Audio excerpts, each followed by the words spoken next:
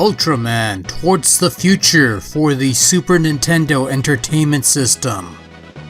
I did a video on this game ages ago, seems like, and to make a long story short, it's a terrible video game. Perhaps the single worst fighting game I've played on the Super NES, and there's been a few stinkers on that console. However, as bad as Ultraman was on the Super Nintendo, Ultraman for Game Boy, released exclusively to Japanese markets in 1991, may even be worse. This is a one-on-one fighting game in which you assume control of the eponymous tokusatsu legend that is Ultraman, and you fight off hordes of rubber monsters using your ultra-destructive powers of Ultra Mass Destruction in multiple one-on-one contests. On the Super Nintendo, you had a rather convoluted control scheme, and you better believe on Game Boy, it's much worse. So get a load of this. Your A button and your B button serve as your punch and kick buttons, which is fine, right?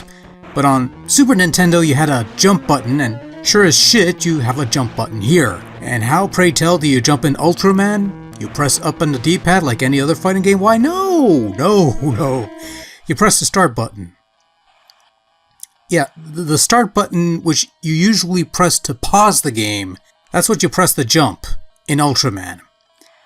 That's a new one for me, folks. It's the first time I've come across a game where you press the start button to jump.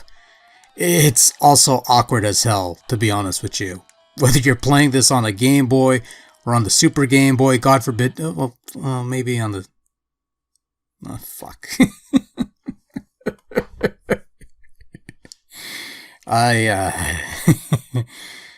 That's a new one for me. Seriously.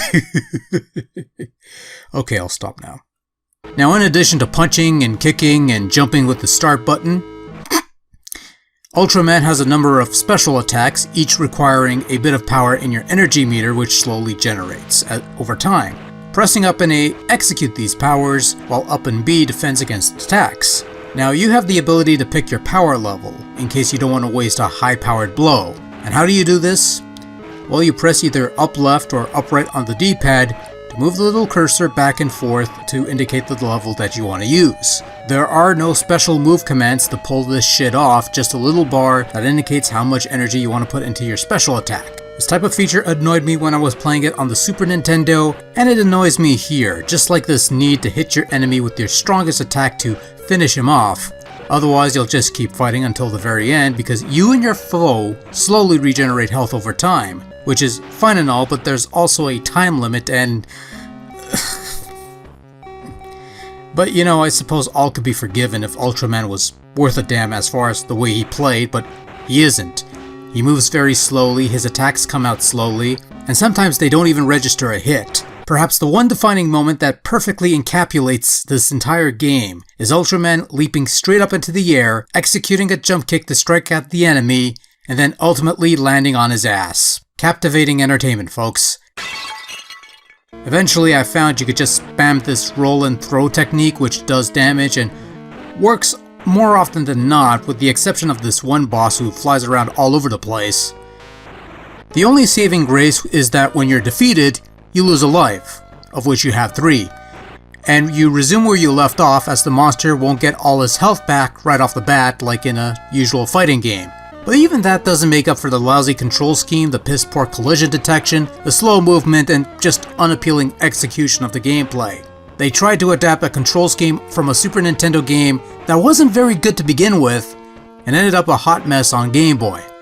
Just miserable. It's a bad game, everyone, it's a bad game. Ultraman sports some pretty average graphics, with ho-hum character sprites and so-so backdrops. Ultraman himself doesn't look too bad, and I can appreciate the effort in trying to recreate the growing animation from the SNES version, even if it isn't executed that well. But the monsters are just kinda sort of meh looking, and the sound department isn't any better either. Sound effects are muted and barely noticeable, while the music tracks are just droning pieces of noise, and the few pieces that somewhat sound like music are decidedly below average fare. And the Game Boy is certainly capable of delivering better musical quality than what's featured here in this video game, if you want to call it that. Overall, Ultraman got a terrible video game on the Super Nintendo and a much worse Game Boy iteration, with a lot of flaws from the 16-bit version made worse with fewer buttons and generally shoddier execution. There are plenty of quality fighting games on the Game Boy. No, really, there are if you look hard enough. And Ultraman ain't one of them. Skip this one.